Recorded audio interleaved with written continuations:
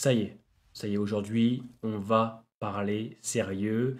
Après des mois et des mois et des mois et des mois et des mois d'attente, après un petit teaser de 30 secondes, ça y est, enfin, la date du spin-off de Viking, Viking Valhalla, a été dévoilée. On se retrouvera donc le 25 février pour la découverte de ce nouveau spin-off.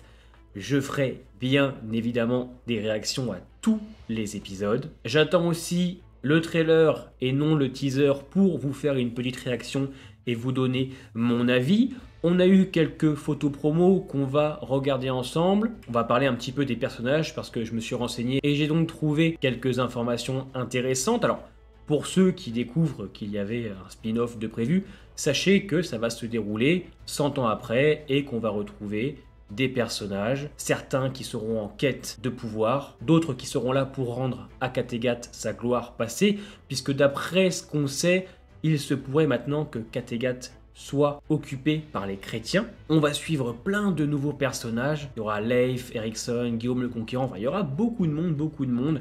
Alors ce sera encore ultra romancé comme la série Viking, mais il y aura aussi des histoires inspirées de faits réels, mais aussi des légendes nordiques. Bon, et bien ce spin-off, on l'attend tous, et il va falloir faire mieux que la série mère. Alors pourquoi mieux? Parce que tu me proposes un spin-off de l'univers Viking.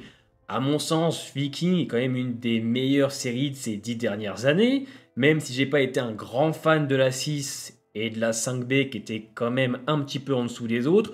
Faut admettre que Viking, c'est du très lourd, entre des personnages vraiment très bien écrits, des batailles à la mise en scène vraiment incroyable, une photo travaillée. Rappelez-vous l'épisode 15 de la saison 5, la bataille de Paris, voilà.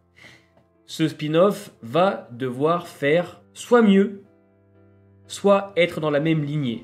Sauf que un spin-off dans la même lignée que sa série mère, ouais, va falloir aussi qu'elle tire un petit peu son épingle du jeu. Va falloir qu'elle ait des personnages charismatiques, une histoire qui change peut-être un petit peu, des thématiques différentes aussi. On se doute, et je le pense, que même si c'est 100 ans après, on va reprendre beaucoup et beaucoup des codes de Michael Hirst, donc celui qui a créé la série Viking. Et vous me direz, c'est pas plus mal. Je suis assez curieux de ce spin-off, honnêtement. Je me pose beaucoup de questions. Est-ce que ça va être mieux? Est-ce que ça va être moins bien? Est-ce qu'il y aura du budget? Enfin voilà, je fais confiance à Netflix. J'espère qu'ils vont y mettre du budget. J'espère qu'on va pas trop suivre le cahier des charges Netflix. J'espère que ce Viking Valhalla ne sera pas trop teen. Hein. C'est un peu ma crainte quand je vois les personnages dans le teaser et même sur les photos qu'on va regarder ensemble. On va juger une fois qu'on aura vu, même si je peux comprendre que les gens soient quand même assez réticents. On commence donc avec cette première image, et ce serait donc le personnage de Leif. Il serait originaire du Groenland, il aurait grandi dans une famille qui ont des croyances nordiques. Il sera donc le personnage principal des premiers épisodes, et de ce qu'on sait, il est là pour rendre à Kattegat sa gloire d'antan. Pour l'instant, avec le peu d'infos qu'on a, Kattegat serait soit occupé par les chrétiens ou par des gens qui ont des croyances différentes. Kattegat n'est plus une ville occupée en tout cas par des croyants nordiques. Et quand on voit la fin de la saison 6 de Viking, quand on sait que Ingrid s'assoit sur le trône, tu sens qu'à mon avis, elle a dû complètement changer Kattegat. Moi, je vais attendre avant de juger. Il a une bonne tête, c'est sûr qu'il va falloir passer après Ragnar, après Bjorn, après Ivar, après Ube, après Floki, après tous ces personnages-là, ça va être compliqué. Ah, pour moi c'est ultra compliqué, mais on verra ce que ça donne. Alors, sur cette image, si je ne dis pas de bêtises, à droite, nous avons Harald Sigurdsson, qui sera sur une autre image. Alors, c'est un berserker, lui. Mais on va y revenir quand on sera sur son image à lui. Écoutez, quand je vois cette image, ça fait clairement viking, hein, les boucliers, les dracards derrière. Et à gauche, c'est... Il y en a qui disent que c'est le roi Canute, je crois, ça se dit comme ça. Ce serait un chef viking impitoyable, devenu le roi du Danemark. Alors, attention, je ne sais pas si c'est vraiment lui. C'est d'après ce que je trouve sur internet, je regarde un petit peu à quoi ressemblent les acteurs et à quoi ensuite ils ressemblent dans la série. Et effectivement, c'est la même tête que l'acteur qui est donné sur les infos que j'ai trouvées. Ils ont de la gueule, hein. ça a de la gueule. C'est compliqué de juger avec une image. C'est sûr que quand on a passé 6 saisons avec des Floki, Lagartha et tout, on a beaucoup d'attaches pour eux. Mais quand je vois l'image comme ça, j'ai pas peur. Enfin, je veux dire, ils ont de la gueule. Donc lui, c'est toujours Harald, le berserker, hein, celui qui est bien sur cette image avant. Hein, c'est bien lui. Quand on voit cette scène, ça donne envie. On va pas se mentir, les batailles dans la série Vikings sont phénoménales. La mise en scène, la photo, tout ce qui touche aux guerres, aux batailles sont excellentes. Michael Hurst a fait énormément d'efforts pour donner quelque chose d'ultra réaliste. Il y a beaucoup de figurants, t'as une ambiance qui colle en fait à la série Viking, qui a une aura vraiment à elle. Et en plus, ce qui est drôle, c'est qu'il n'y en a pas non plus tout le temps des batailles. Il y en a généralement en début, milieu et fin de saison, mais c'est ultra bien géré. Donc j'espère que la série Viking Valhalla fera pareil. J'espère que Netflix a mis du budget dedans.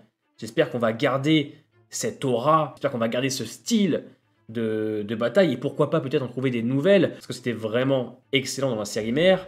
Donc pour moi, ce spin-off, de ce côté-là, ne doit pas se viander, parce que si les batailles sont moins spectaculaires, on va le ressentir. Pour revenir sur le personnage, je vous cache pas que suivre un berserker, c'est assez intéressant. On sait que ce sont d'excellents guerriers, qui ont une vision des choses très différente d'un soldat normal. Donc suivre un personnage comme ça, le travailler, comprendre ses motivations, sa vision des choses, ça peut être ultra intéressant, parce que dans la série Viking, on ne l'a pas travaillé, ce côté-là du berserker.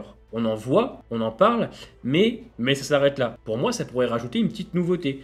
On travaille ce genre de personnage, plus le berserker, c'est quelque chose qui revient souvent quand on parle de tout ce qui a touché à l'ère viking, que ce soit dans les jeux vidéo ou même dans les films ou autres. Donc ça me paraît intéressant de traiter ce genre de personnage. Dans le making-of, il y avait aussi des décors, il avait l'air d'avoir pas mal de scènes en tout cas de combat, donc on verra ce que ça donne. Dernière petite image, alors ce serait la sœur de Leif, de ce que j'ai compris. Prédis qu'elle s'appelle. Elle aurait une foi aussi forte que celle de son frère, et elle deviendra un personnage phare quand elle arrivera à Kattegat. On sent qu'elle est dans un temple nordique là, ce qui me fait penser un petit peu à la saison 1 quand Ragnar il va avec sa famille et les siens dans la saison 1. La tête des acteurs en tout cas me dérange pas plus que ça. Ça fait jeune, hein, hormis pour le personnage de gauche. C'est vrai que quand tu regardes un petit peu, le casting a l'air ultra jeune.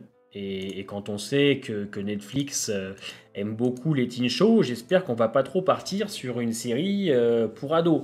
Ça me ferait chier parce que Viking, la série mère, c'est adulte, hein. Que ce soit dans les thématiques abordées, dans l'histoire, voilà, c'est pour les adultes. Donc j'espère qu'on va pas trop rendre ça trop adolescent pour toucher un public plus large, parce que si c'est le cas, même si c'est bien, on va le ressentir. Nous, on veut du sang, on veut des personnages jeunes, hein, parce que oui, Ivar et les autres sont très jeunes en deuxième partie de saison 4, mais on veut des thèmes adultes. On veut pas que ce soit gnangnan. Je ne vous cache pas que si les 3-4 premiers épisodes, c'est trop teen, on va vite le voir, hein, on va vite le ressentir, et je pense que ça peut vite nous dégoûter, nous les fans de la série Viking. Et c'est vrai que quand tu sais que Netflix rachète Viking, tu dis putain, y a un sacré contraste entre ce qu'a fait Michael Hurst et ce que fait Netflix. Netflix va automatiquement y rajouter un petit peu de ses ingrédients à elle. Voilà, donc j'espère que le contraste entre l'ambiance qu'on connaît de Viking et les ingrédients Netflix ne feront pas un mauvais mélange, une sauce qui ne prendrait pas. Parce que c'est bientôt, le 25 février, hein, c'est dans 3 mois les amis, c'est bientôt, et je suis très curieux. Je sais que je ferai les réactions à tous les épisodes, même si c'est mauvais. On ne fera pas la saison 2, hein, si c'est pas bon, mais je ferai tous les épisodes, c'est sûr et certain. Donc n'hésitez pas en commentaire à me donner vos théories sur les personnages, ce que vous attendez de la série. Mettez un petit pouce bleu, c'est très important pour la chaîne. Portez-vous bien, et à bientôt.